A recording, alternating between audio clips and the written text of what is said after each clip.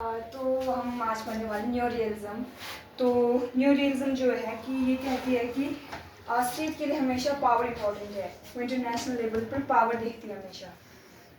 और जो इसके मोस्ट फेवरेट ऑथर है, मतलब कि जिन्होंने इनके बारे में ज़्यादा पढ़ा है, केनेथ वॉल्स। लिखो बेटा उनका नाम। केनेथ वॉल्स बोला ना आपने, शाबाश। और दो भी बताओ, बाकी बच्चे भी इनके बारे में पढ़ें, केनेथ वॉल्स। और इनकी कौन कौन सी फेमस रचनाएं हैं वो भी आपको पता होनी चाहिए, और उनमें इन्होंने क्या बोला है, तब आप नेट की और दूसरी तैयारियां इससे कर सकते हैं। ठीक है ना जी।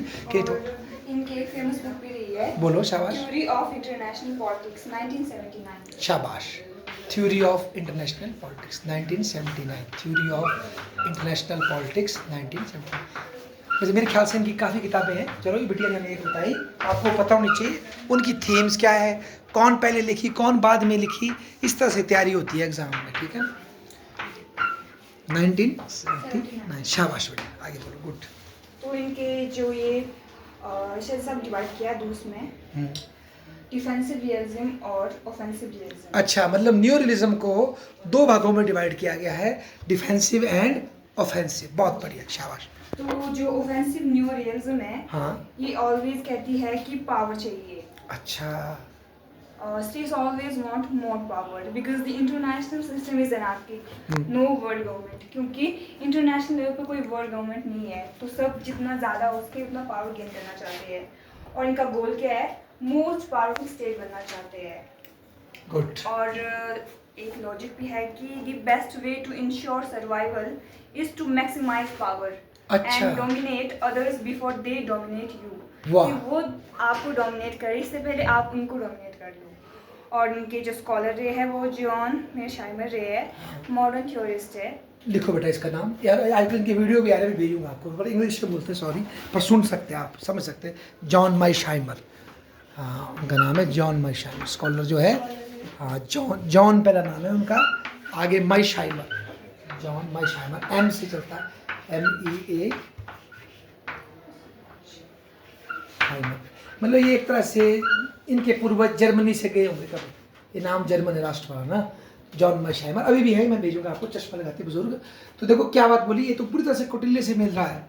कौटिल्य भी यही बोलता था कि पावर हमेशा बढ़ती है, या तो आप पावर बढ़ा लो या फिर आपको कोई और विजित करेगा। तो ये सोच है इनकी, भाई कोई सुपर पावर है, कोई पावर है, उसको कंटिन्यूसली अपनी पावर को बढ़ाना। ये बोल रहे हैं आप ऑफेंसिव है ना, रुकना नहीं है, समझौते नहीं करने हैं, मतलब कंटिन्यू समझौता को टेम्परेरी करो, पर लॉन्ग टर्म में अपनी शक्ति को निरंतर बढ़ाते ही चलो, ऐसा बोलता है ऑफेंसिव रियलिज्म।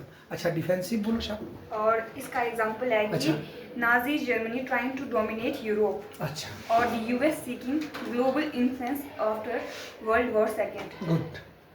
तो defensive new realism, state seek just enough power to survive, not endless expansion.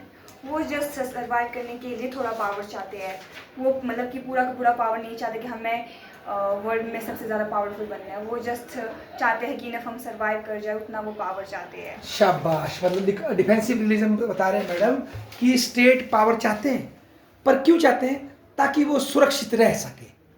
जरूरी नहीं है कि हर स्टेट दूसरे को क्या करना चाहता है, डोमिनेट, सारे हर खित्ते पे जाके कब्जा करना चाहता है, नहीं।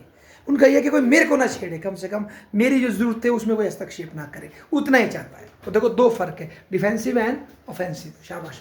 और इनका गोल है कि maintain security and balance of power, avoid over expansion. अच्छा, मेंटेनिंग क्या बोला पहले आपने? कि ये लोग पावर को बैलेंस करना चाहते हैं। Good good. Because it provokes others. तो एक लॉजिक भी है कि aggressive power grabs are dangerous, they trigger collisions against you।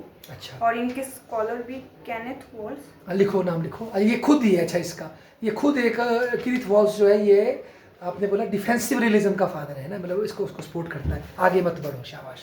Kenneth walls, ठीक है, इसका स्कॉलर केनेथ वॉल्स ही है।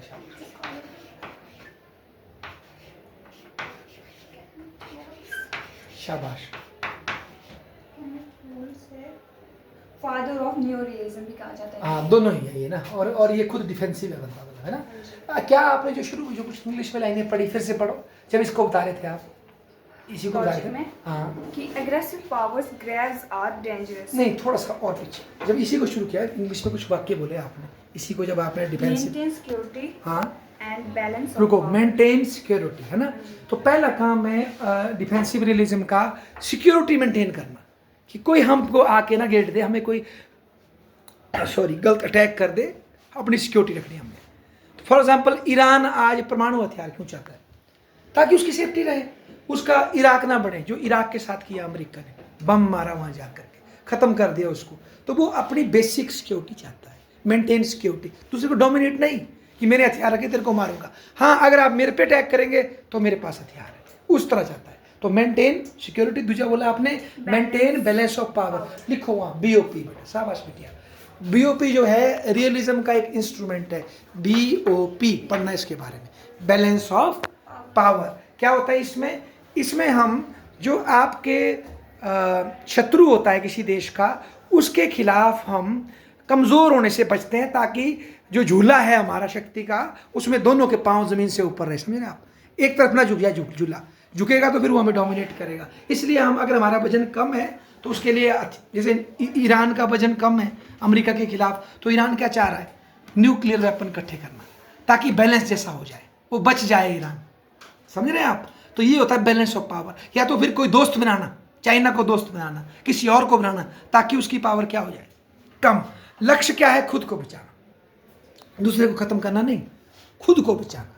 तो बैलेंस ऑफ पावर की सोच रखता है डिफेंसिव रियलिज्म। शाबाश। और इसका एक एग्जांपल भी काफ़ी अच्छा, कोल्ड वॉर का टाइम जो था, वो एक यही था कि बैलेंस ऑफ पावर चला हुआ था उस टाइम। हाँ, इन दोनों ने अपने ब्लॉक बना लिए थे ना। ठीक है, अच्छा। US and USSR both avoided direct war to prevent destruction. तो डिफरेंस इन वन लाइन, इन दोनों का मैं डिफरेंस बता दूं एक एक लाइन में। ऑफेंसिव रियलिज्म क्या कहता है? The more power I grab the safer I am. मतलब the more power I grab the safer I am, और and there is no limit to power, है ना? जितनी मर्जी पावर मैं इकट्ठी करूंगा उतना मैं सेफ हूँ। गुड। और डिफेंसिव रियलिज्म क्या कहता है? If I grab too much power others will attack me, better to keep balance. वाह, ब्यूटीफुल। और इस टाइम जो डोनाल्ड ट्रंप कर रहा है अब रशिया के साथ, वो यही कर रहा है। दूसरा वाला क्या कर रहा है? ट्रंप से पहले जितने भी पुराने राष्ट्रपति थे कोल्ड वॉर के बाद से, पहले उन्होंने मुंह पे ये बोला उसको, गोबरचोव को, कि वे अब हम आगे नहीं आएंगे। हो गया समझौता, अब तू रह, यूक्रेन को भी अपने पास रख, इन देशों को भी रख, अब नाटो आगे नहीं आएगा। पर मुंह से ऐसा बोला उन्होंने। कर्म क्या किए? एक एक करके उसके जो दोस्त थे उसको नाटो में जोड़ना शुरू कर दिया और उसके अंदर पहुंचना शुरू कर दिया। और फिर लास्ट में उन्नति कर दी जब यूक्रेन में घुस गए, यूक्रेन को भी हम किस में जोड़ेंगे? नाटो में। अब क्या किया आपने?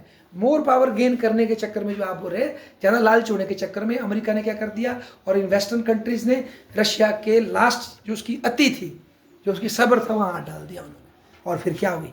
यूक्रेन की युद्ध हुई। तो अब ट्रंप क्या बोल रहा है? हम यूक्रेन में नहीं पड़ेंगे, हम हट रहे। हमें लगता है हमें रशिया के साथ क्या लेना चाहिए? समझौता। क्योंकि एक लिमिट है दूसरी शक्तियों की भी। अगर आप उनको बिल्कुल ही अपनी लालच में तंग कर दोगे, उनके पास खोने के लिए कुछ बचेगा ही नहीं, तो फिर वो आपकी गर्दन के लिए आएंगे ना वो भी। समझ रहे? आप तो दूसरे को इतना छोड़ दो कि वो भी जीना चाहे, उसको जीने के अरमान ही खत्म हो जाए। तो फिर जैसे नेपाल में हुआ, देखो अभी क्या हुआ, देख रहे होंगे आप, पकड़ पकड़ के मार दिए बंदे। तो ऐसा भी घटना घट सकती है। आगे बोलो। शाबाश, सर बस इतना ही। बहुत बढ़िया, ताली ठोकें उनके सामने। बहुत बढ़िया पूनम जी, बहुत बढ़िया।